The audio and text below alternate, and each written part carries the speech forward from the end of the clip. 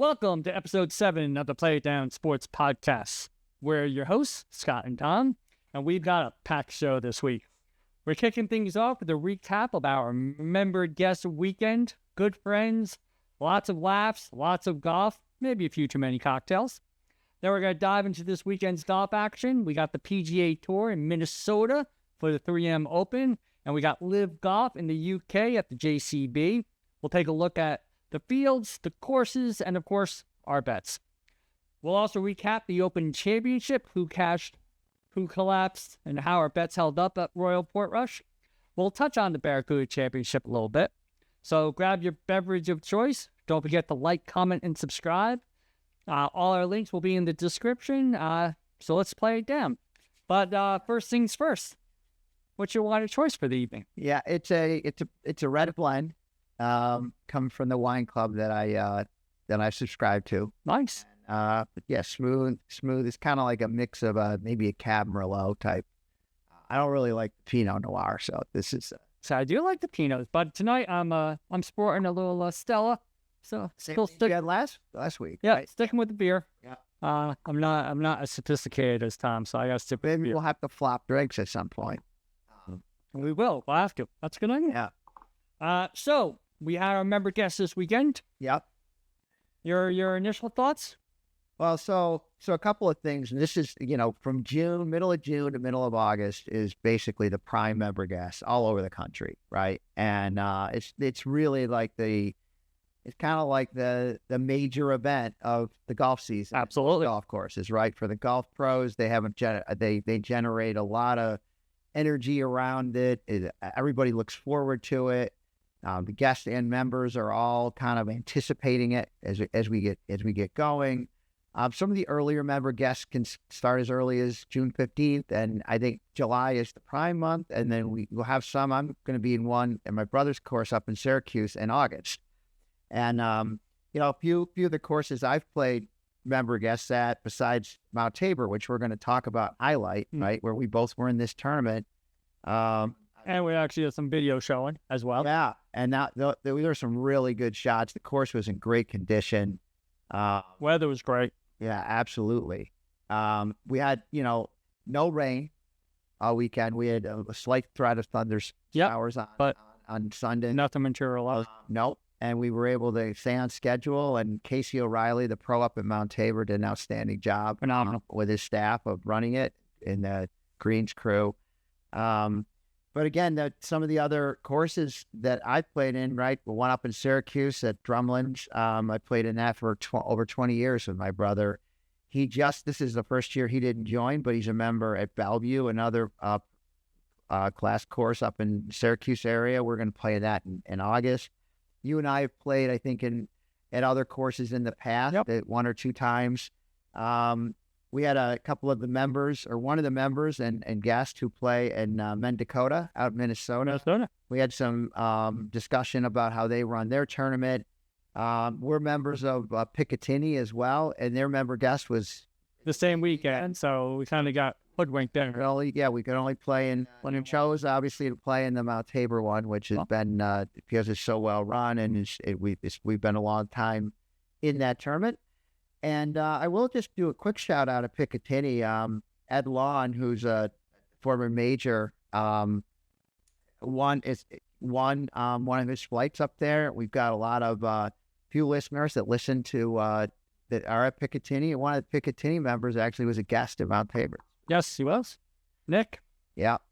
Shout out to Nick Ebert. Was guest of Ryan Trisler at Mount Tabor. So let's talk about a little bit about the formats of member guests before we jump into the Mount Tabor results. So I think that's always interesting, right? I mean, typically most formats are you're splitting you up by 9 holes and stuff, but 9-hole matches. 9 matches. Yep. And generally it's 2 days, 5 matches. That's what they do at both Picatinny and at Mount Tabor. You play 3 matches on a Saturday, and then 2 on Sunday. With a practice round on Friday. Some clubs will do a Thursday practice, and then we'll do 3 rounds on Friday, 2 rounds on Saturday. Years ago at Mount Tabor, it was kind of decided that the Saturday Sunday was going to be the best fit. In the future, maybe that'll get changed. But anyway, you have these 5 matches. So you have 6 teams in a flight. You play everyone in your flight. If you play over 3 days and there's 7 9-hole matches, you'd have 8 teams in a flight. That's what the Drumlins tournament did. You get a lot of golf in both formats. 7 matches is very, very draining. That's a This round, I think the 5 matches can be draining, especially that 3rd match on Saturday. Yes. My fountain of positivity definitely waned on that 3rd match on Saturday. Yeah, that was sort of he came in thinking he was going to be positive all week, but it's very hard to hold that the entire term. A couple of other things. How does the scoring work? Well, generally it's a 10-point system per match. You get a point for every hole, and if you're playing another team, so if you tie the hole, each team gets a half a point. You lose the hole, you get nothing. You win the hole, you get a point. And then at the end, you have a loser. Sometimes it's a tie. It can be 4.5 to 4.5. And there's also a point awarded for the winning team. If there's a tie, half a point awarded to both teams. So you can have a 5-5 match, but you can also have, a match you win 5-4, and you really win 6-4. And over the course of the 5 matches, there's 50 points in play. So that's how that it works. At Mount Tabor, we created a 31-point club. We had 2 teams that actually made it into that 31-point club, meaning that they scored more than an average of 6 points a match, which is, an outstanding accomplishment. So that's the formatting. Now, if anyone out there has a different format, please add it to our comments. We'd love to read about it. Always looking for ideas to change our golf tournament. Right. So I do think some of the courses they have brackets and they place through 18-hole matches, but I really like having the camaraderie of playing 5 matches and 5 different teams and then having that competition. And I like the flight that they do because it does help the handicap system. Yeah. Right? Because all the flights are kind of worked out via the handicaps. Yeah, it's an aggregate where they set the flights. So you can have a strong golfer in a flight who may be giving a few strokes. I think you were in that position, giving a few strokes to almost everyone in the field, but the teams are balanced. Correct. Within the flights. And so at Mount Tabor, there was 4 flights of 6 teams. And we had, and then the winners of the flights, along with a couple of wild card teams, make it into the shootout. So, and then there's always additional contests and some side action, and things that go on. Side bets between the players, and prizes and contests. Casey had a very outstanding chipping contest on Saturday night. Difficult. Yeah, it was difficult, and that's the intent of it. So, and I think the president won that. Jim Sens won that contest. He did. My brother was a runner-up in it, and there was a lot of opportunities to be a participant in that. It was a fun event. So that was the shootout then comes at the end of the tournament, and that's when you have these 6 teams at Mount Tabor. We had 6 teams in it, and they played and eliminated 2 teams a hole. Yeah. And by the time you were done, you had the final 2 teams on the 3rd hole. And the winner this year on the shootout was also the team that scored the most points and was in the 31-point club, John LaBianca and Jim Grove. They were the winning team.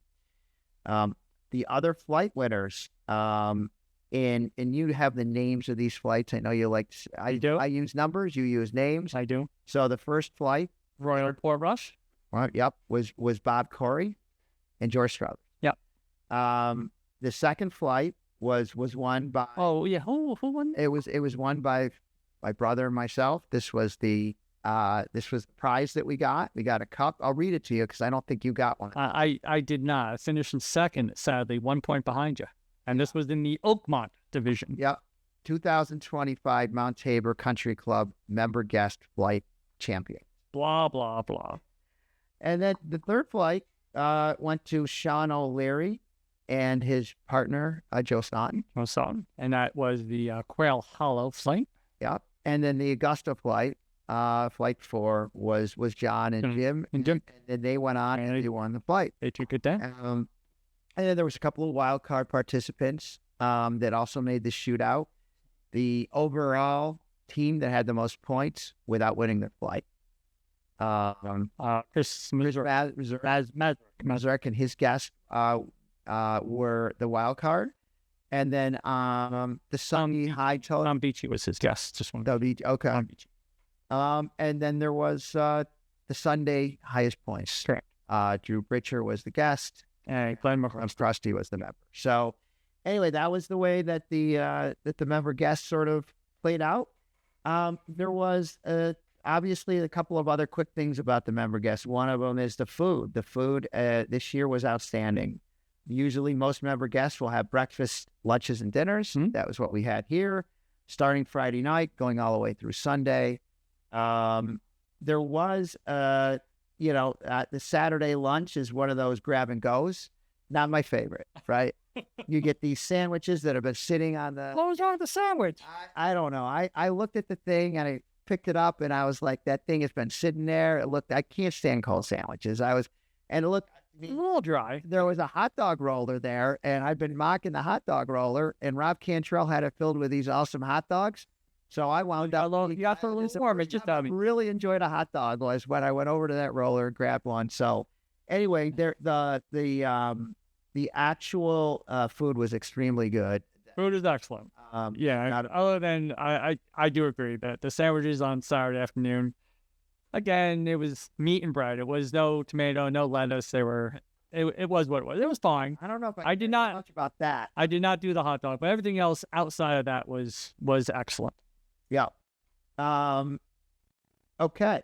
And my only complaint is we get hot coffee. Why not hot tea in the morning? I mean, come on. I'm tired of being second fiddle on the tea. I've never had I have never finished a cup of coffee in my life. Well, I mean, if you go down south and you ask for tea, you think in the morning you're ordering a cup of tea and they'll give you a cup of sugar. It's phenomenal. I love their green tea down south. I was shocked that's when I ordered tea in the morning, and that's what I got. It was a 64-ounce cup of sugar. Okay, so that was the food. And then we moved. There's just a couple of things now, sort of some learnings and things that I think from member guests that are very important. And again, any stories of member guest stuff that the viewers have, please add it to the comments. We would love to read that. I mean, we've got a couple of little stories we're going to tell about things that happened. So, for example, John LaBianca and his partner won the shootout, and they got in there by qualifying on the first hole with I did a chip off. Yeah, and the two of them chipped each to, I think, inside of around 2 feet. We were in the chip off, and by the time we chipped, it was I mean, John missed chipping in by, a couple of inches. Right. It leapt out and I think rolled away like 6 inches. Now that was impressive, but what was really impressive is what he did on the next hole. He rolled in a 45-foot putt, and much to the dismay of the other two teams that were in a much better spot, and they wound up 3 and 4 putting. Yep. And so John moved on. It was a phenomenal putt. It really was. It was a phenomenal shootout. That's what a shootout's all about. Yeah.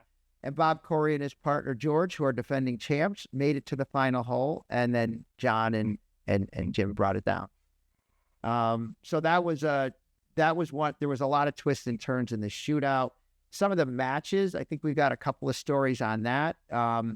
In my match on Saturday afternoon, I hit one of the worst drives you'll ever see on the 6th hole down into the craft. 6 holes, 140-ish yards, par 3 down 70 yards, if that, and into the long grass, and somehow pitched out of it, made a par, and the opponents were both on the green and 3-putted, and it just, I've been on the side of that. It's demoralizing. Mongolian reversal. Yeah, absolutely. I had a little drama. I had a little drama. So we're on the 60th hole of the weekend. It's our final match. We're on the 7th hole. And my partner hits it into the left creek. I'm down the fairway. I'm on the green in 2. I have probably about a 40-foot putt for birdie. I see his ball now on the green. I think he's lying 3. I hit my putt. I leave it about 3 feet short, maybe 3.5. And then I watch him drain a 15-foot putt. I think he's in for 4. Right. Turns out he was Getting a stroke on that hole? He was not getting a stroke. He was getting a half a stroke. Okay, so for 3.5. So but again, I don't think he's getting any strokes. I just think he's in for 4. Right. Now, our opponent is already in the cup for 4. I think we tie the hole. I drop my ball down. I tap it just because I'm about to walk off the hole. It lips out. I don't think nothing of it because I think we already tied. Well, my partner tells me he was in for 5. Then he tells me he was getting a half a stroke, and he just kind of lost the space. He was 5 for 4.5. I missed the putt. So he actually made a putt that really didn't matter, and he made a putt that meant nothing. Wow. And we end up losing the hole. However, in my anger, I'll call it, we go to the lead hole. You don't get angry. I got a little angry at the situation. I was still a fountain of positivity, but I was a little nipped. I bomb a drive. I got 230. I hit a 3-wood to, just in front of the green, and I make a birdie, and we win the next hole. But and we won the match, and we ended up in second place. So all was good, but that's what happens in these member guests. You're on your 60th hole. You just kind of lose a little bit of focus, and I think what we can move to real quick here is just some learnings and things, right? Like, I think, first of all, any contest you're running, the rules have to be stated clearly. That's the first rule. On any contest you're running, because you do a great job. Done a great job of doing that. It's something that I've seen in other member guests, and every once in a while, you can have an oversight, and it is very easy, if the rules aren't clear, to kind of have some mistakes made. And that's what the member guest is all about, right? It's never going to go perfectly for you, and it requires you to show a lot of positivity and resolve. I'm not very good at that. I get kind of down when things go sideways and really have to push myself to recover. And what I did on number 6, for example, I'm complaining all the way down the hill. And I hate it when other people do that. And then they hack one out and make a par. And suddenly I'm like on the other side of losing the hole. So, and then you go and do it. It is important to stay as positive or as resolute as you can in a situation. The other thing I guess I would argue is you got to make your decisions for your team. It is very, like, you bombed your drive on 8. Yeah, and actually, Carl, my partner, wanted me to lay up. Right. And you felt that in that I was 235 out. I know I was into the wind. I was like, I'm hitting my 3-wood as hard as I can. And that may not have been the right decision for your team. It turned out it worked out very well. One of the things, I was also giving strokes on to everyone on that. So that might have made the decision a little bit. That's why I also did it. Yeah. So anyway, then, the other thing is gimme putts, right? Like, this whole thing with the gimme putts, right? The holing out is generally important in a stroke play, but in match play, a lot of times there will be putts given. The one thing I can't stand is when a putt is short and your opponents decide to pontificate as to whether they're going to give you the putt. So, it's a 1.5 feet. And of course, you can hear them pontificate. Yeah, they're pontificating. Should we give them the putt? Well, no. And then I had this happen to me on one of the holes. I guess because it's for the win, we're going to have to make you make it. And I'm thinking, you don't need to say anything. I will go down and put a coin. Sean O'Leary will say, I don't ask for anything, and I don't need to give anything. And that's the way you ought to operate. You put your coin down, put it on where the ball is, and you walk away, you wait your turn, and you knock the putt in. Or if the other team gives it to you, you pick the ball up, thank you, and you walk away. But there shouldn't be a discussion about my putt that I'm going to have to make, that you don't need to talk about it and analyze it. And I don't like, let's say it's a 1.5 feet. Let's say it's 18 inches. And you've had that same 18-inch putt 4 out of the last 7 holes. And they've given to you 4 out of the last 7. Shut up, say it's good, and move on. I don't care if it's to win. Yeah, although there is a strategy sometimes to deciding based on the situation that you will decide I'm not giving that putt. Is It's just the be quiet. talking about. You're right. Just be quiet about it. Right. You know you're not giving You don't have to be consistent about how you give putts, but you have to be you quiet. should not do an analytics class on whether or not you might give the putt. And I would give it to you normally. Like, I don't need to hear. Yeah, I don't need to hear all that. Okay. And don't count on the normal. We've already talked about that. And then there's going to be situations where strokes are given and a guy is just hammering you because you're giving strokes. That happened to us the other night, even in league play. It is very difficult to not complain about that. And I think, sometimes you just have to be able to overcome that. Right. I mean, you always have the situations where you don't trust the handicap, right? Guy's coming in as a 22, 23 handicap and he shoots 3 over par every round. It happens. Now, I will say, I think in our member guests this past weekend, other than the one situation, we had a team that had a very low handicap golfer and a very high handicap golfer. And they were in the proper flight for the aggregate handicap. However, the low handicap was giving golfers so many strokes that they just didn't have a realistic chance to get through that flight. And the problem with that situation is you either have to put the low handicapper in the low flight, and then all the low flights are going to be giving a pile of strokes to the high handicapper, or you push the low handicapper up and they've got to give strokes all day. And neither of that is great. Right. It really is better to try to bring a partner, I think, to these member guests where there's being that six sort of spread, six, or that 4 to 8 is handicap difference, right, between the two platters. Be up to 10 to 12, but I think when you start talking about 20 stroke difference, it creates a little bit of a bubble there. Okay, so I think there's not too much more I've got on the member guests, and what we do want to do though is we want to hear anyone who's listening to this to give some summaries of how their member guests run. Oh, yeah, let us know. Yeah. Let us know how you guys are doing. Let us know if there's any different formats you like or different betting options. We do a lot of betting in ours. We went over the 31 Point Club, and that is flight bets and Calcuttas and Power Mutuals and all that stuff. And it's all kind of independent of the actual that run out of the pro shop, right? Okay. But definitely let us know. Yep. All right. So we are going to be moving on to the 3M Open. Is that... When you do that, let me just flash the cup one more time here. Oh, really? Yeah. I don't think that we don't drop. That's just don't play it down. Play it down, poke it. Okay. So we're gonna go into the 3M Open now.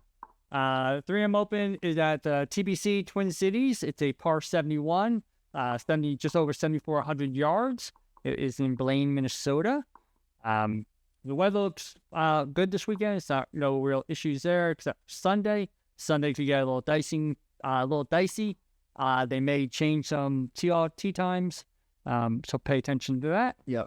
Last year's winners was Vegas. Took it down.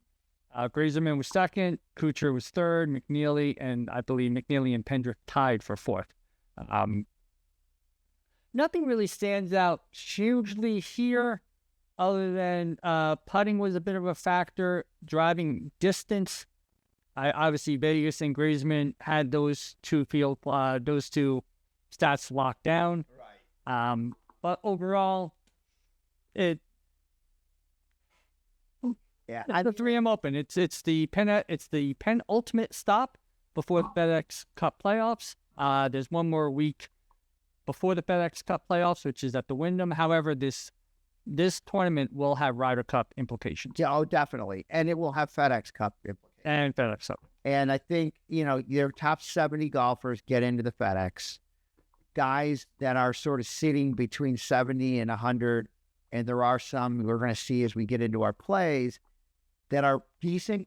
I say decent golfers. They're playing well, but they have not yet accumulated enough points to get over the hump. There are 2 tournaments left. Correct. So it's a huge tournament for that. One thing to note about this, right? I mean, I've had Sam Burns where he's, been in a playoff and hit the ball in the water. There's a lot of water on this hole. Yeah.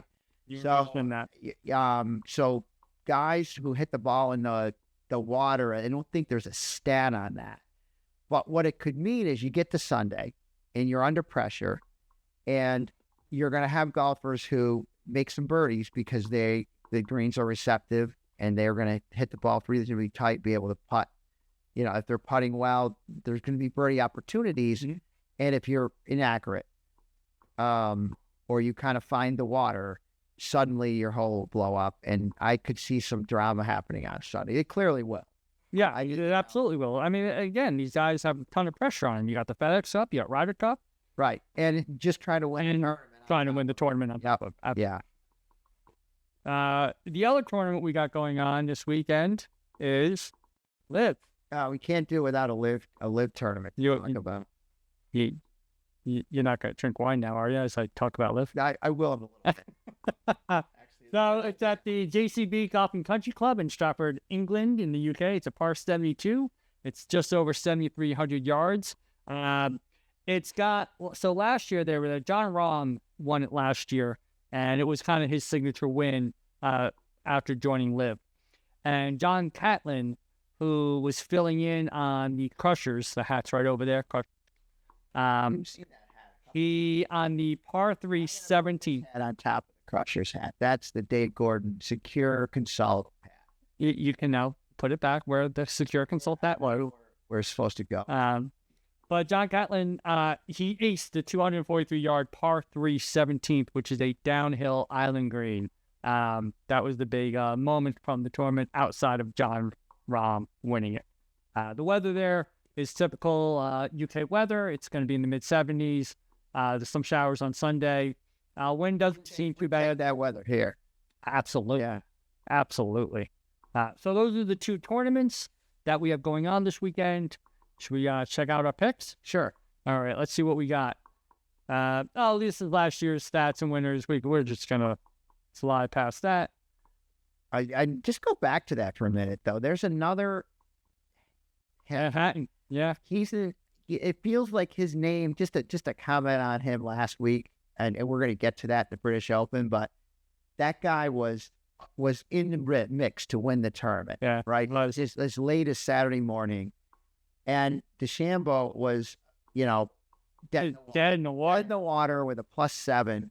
I had a bet on Hatton to be the low live golfer in that tournament because I really thought it was a good fit. And it was a good bet. Turns out that he was second. That's all about 9 on Sunday. He came out of nowhere after he made up like 16 strokes. He went from +7 to -9. -9? Anyway, yeah, you can go forward, but I just noticed his name, and he's not going to be on my list of guys I'm going to bet on for too much longer if he doesn't. Well, you're not betting on him this week, I said. No, definitely not. So these are already posted on our Instagram feed, so please follow us on Instagram. I do post our bets on Instagram. I also posted my matchup bets today. So please make sure you follow us. So I have, to make the cut, I have Hadwin, Dunlop, and Grillo. So Sportsline did a simulation, a model simulation of 10,000 simulations on a model, and their takeaway after doing 10,000 simulations is that Grillo looks strong. Okay. So apparently it took them 10,000 simulations. Wow. Yeah. He's had some good tournaments. So didn't he lose in a playoff in one of the tournaments recently, or on the 18th hole? I feel like he was one of the. I think what that tournament was. Yeah. We'll go back and look at that. But I know he was very, very deep, and I think a runner-up. So I threw him to make the cut, and I looked at Hadwin and I looked at Dunlap, and over this year, Hadwin's missed the last 3 cuts. He has never missed 4 in a row.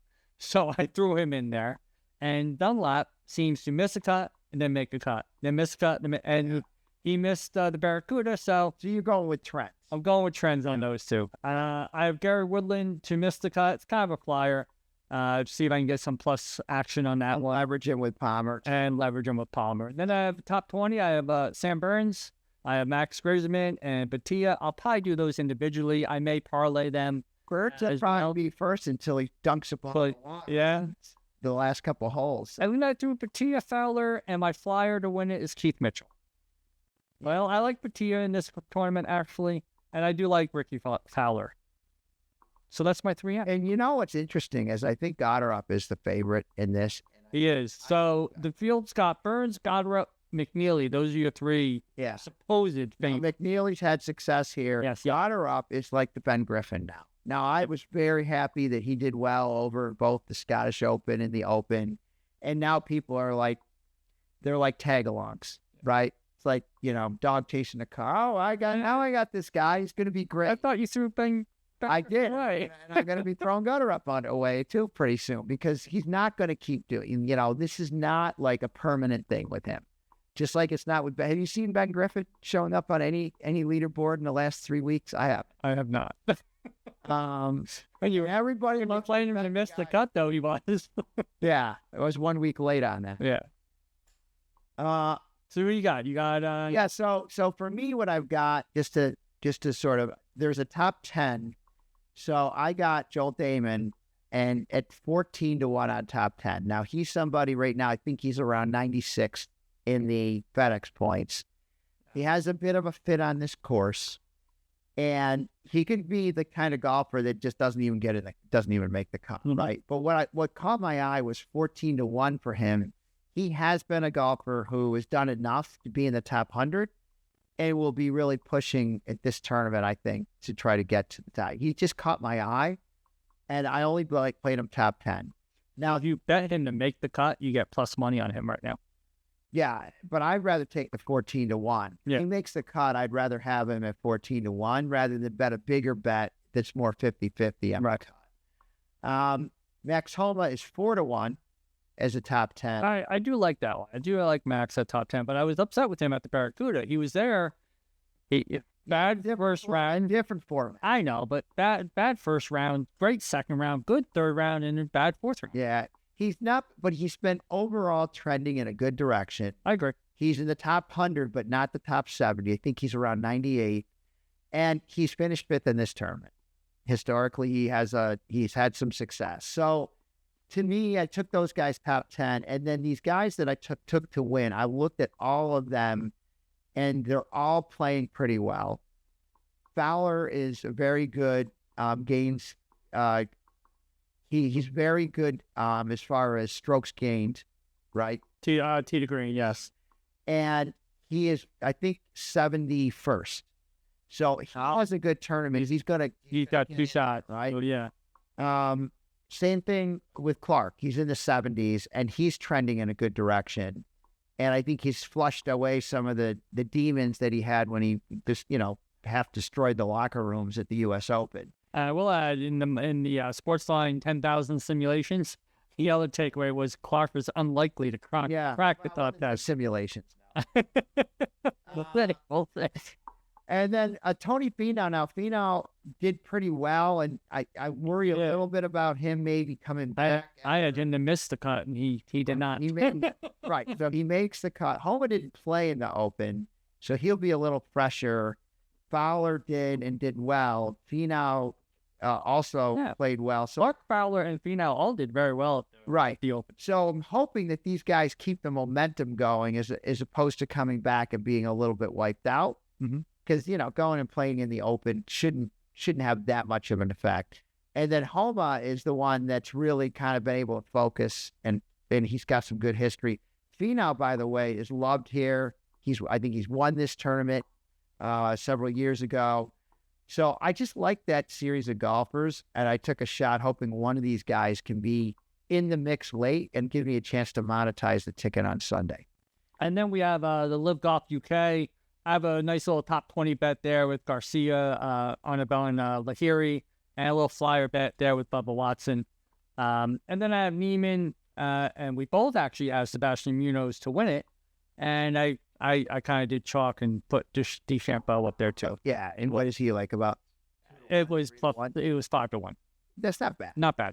No. Rom, I think, was 3-1. I didn't do. Yeah. He was 3. He was 5-1. Since we're talking about odds, let me just kind of circle back on MGM. I found Clark at 30-1, Fowler at 40-1, Homa 45-1, and Finau 40-1. So all these guys and they're in a tournament where you have a lot of the really strong golfers aren't there. Okay. So I kind of like those odds. David was 14-1 and Homa 4-1. I think we talked about that for top 10. And I found Munoz, he was 20-1 on DraftKings, and FanDuel now and Caesars also have live betting. And I found Munoz at 26-1. I got him at 25. Yeah. It was 25. So those are, to me, those were strong plays. I did it on DraftKings. I think kind of at 25. Oh, did they? Okay. Yeah. I think that might be popped up. I got him at, I saw him at 20 on draft. But, if you got 25, I think you got good value. I don't think 20 is bad. It was either 22 or 25. I don't remember. Yeah. Okay. So let's start at the Open. So Scotty takes it down. Couple interesting things about his win. It's his fourth major. He's got 2 Masters, 1 PGA champ, and now he's got the Open champ. So he's still missing the U.S. Open. Right. However, not even Tiger did this. He won his first 4 majors all by 3 strokes or more. First player in a century to do that. Oh, wow. That I didn't know. The other big topic and big story that came out of the Open was during round 1, the pace of play was over 6 hours. Yeah, and didn't they just got her up on the clock at the Scottish Open? But who was able to play for 6 hours? 6 hours. It was. I mean, that's kind of like a Mount Tabor round on a Saturday morning. On a Saturday morning, when you get backed up on the 10th tee. Yes. Everybody's thinking they can hit the green, and nobody does. But. So there was a lot of discussion that came out of that for pace of play, and for the most part, very few golfers were put on the clock. So to get put on the clock, you have to stand over your shot for more than 40 seconds. So the first golfer that hits Sean O'Leary does he stand over his ball for more than 40 seconds? Well, there is video proof of Sean taking 1 minute and 12 seconds to hit a drive. The drive didn't come out all that well. I don't believe it did. There is video evidence of that. However, they don't time them walking to the ball and talking. So if they're off their ball talking to the caddy, that's not putting them on the clock. Yeah. And other than that, there wasn't many people on the clock, but it took over 6 hours to freaking play around the golf. Yeah. McIlroy started his round just past 3 p.m. It gets dark there at 10 p.m. He finished around 9:30. It's nuts. Yeah. $3.1 million to the winner. You look at the stats. God, he's just his ball striking was insane. He struggled off the tee. That accuracy thing. I think he only hit like 3 out of 14 fairways the first day, and it got better, but it didn't seem to affect his scrambling. He was 3rd in scrambling. Yeah, 4th in green and regulations, and the first day was the day where he could have been poor, and instead, I think he was -3. He was right there. Yeah, but it can't not hitting any fairways. Yeah, if Scotty Scheffler is going to be number 1 in the field of shots gained putting, you're not winning. I mean, one thing I guess I'll say about him, I think right now, if you bet him every week, he's around 4 or 4.5 to 1. If you bet him every week, you're up money because he's won enough tournaments at 4 or 5 to 1 to cover the weeks that he doesn't win. Right. But I cannot make myself as a sort of as a bettor to bet on him against either 70 in an elevated event or 150 golfers in an event like for 5 to 1.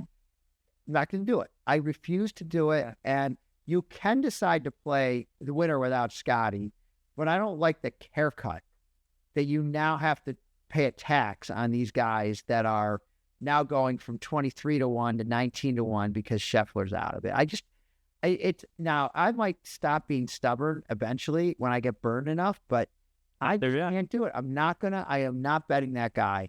And then every time he gets to near the top, he goes to like even money. Yeah. And there's like 15, 20 golfers that could beat him. So, and here we got Clark up there in the top 4. He finished 4th. Fitzpatrick was both of our bets. He was in 2nd going into Sunday, and I had Harris English on an in play. I had Fitzpatrick's pre-flop, and there were other guys that were in the top 10, like McIntyre, that I had, and we had the card here. I mean, Hatton, we already talked about.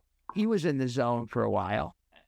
Hovland was not. Yeah, he made the. No, Hovland made the cut, but he was never. What did he finish? He was down. Yeah, right. But he never got there. But yeah, you have English and Scotty with 1-2 putting, and there's your 1-2 finish. This course came down. I mean, if you could putt on those greens, those undulating greens, you were picking up. You should wonder if Scotty likes to putt on the slower greens when they're not quite so they don't run out quite. I don't know. He's won twice at the Masters, and I don't think there's faster greens on the course. I mean, what tournament has faster greens than the Masters? Right, and then these are the slowest. Right.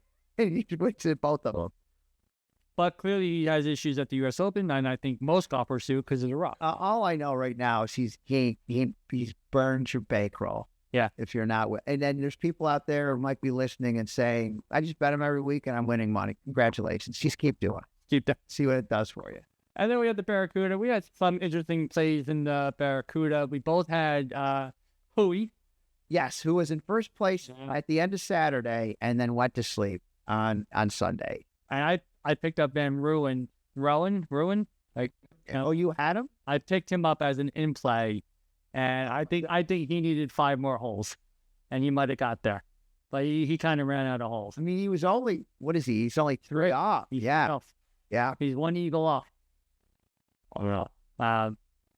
But again, it's a different type of tournament. It's a fun tournament. Yeah, you got some guys. Oh yeah. Again, you're hunting for eagles and you're hunting for birdies, right? And that's. But I mean, look at McGreevy there. I mean, he's -4 in round 3, and he still finished at +37. Yeah. I mean, he has a +6 day. He wins the tournament where he's tied for first. So those are the 2 tournaments this past weekend. Next one. One other thing before it's in the future here. I think in the next couple of weeks we're going to start putting, doing some real analytics on the college football futures, on the NFL futures, and I've already started looking at some NBA futures. Nice. So the summer league, the Charlotte, the Atlanta Hawks. Well, the Atlanta Hawks were in there, and I did not get that in because other people stole that pick and drove the odds down. That's what I'm going with. Yes. The Charlotte Hornets won the summer league. I started looking back to see if there was any indication if you had young players in the summer league that could actually like give you a leading indicator on their season. Now, last year the Miami Heat won the summer league, and they really, I mean, they got to the playoffs, but they had a very sort of average season. And I don't know that they hit their win total. This year was the Charlotte Hornets, and they got Con Knuppel from Duke, right? They drafted him 4th, and he was one of the stars. So I'm starting to look like, will I maybe take the Hornets over? I think their win total is like 24 wins. Now, as soon as I put that out there, everyone's going to jump on it. It's going to jump 26. But I'm starting to look at that because if you wait too long, put some of these long futures in, the value does start to get sucked out. I mean, there's some real strong handicappers who are already giving college win totals and obviously NFL totals. Everything thinks they know the NFL. I kind of like to let that play out a little bit. But college, you can get some diamonds in the rough because there's the portal. There's all these new players there. And if you're handicapped, portals really changed. There's a couple of really good magazines out there. You and I got the Phil Steele magazine. Phil Steele. So I just want to kind of throw out that this podcast we are going to try to leverage the data that we have, and we're going to be entering some contests out of Las Vegas. Yep. And we're going to be very integrated into all of the, NFL. College and NFL. Yep. So anyway, so stick with us. Subscribe. Stick with us. Next week we do have the Wyndham Championship. We only have 1 golf tournament next week, so should be a little. That might be the week less heavy lifting. So I'm going to start throwing out the college football stuff. Yeah. Because we're almost into August. So. Yep. I mean, they start playing their first games like by August 25th or something like that, right? So. Like, comment, subscribe, play it down, and we'll see you next week.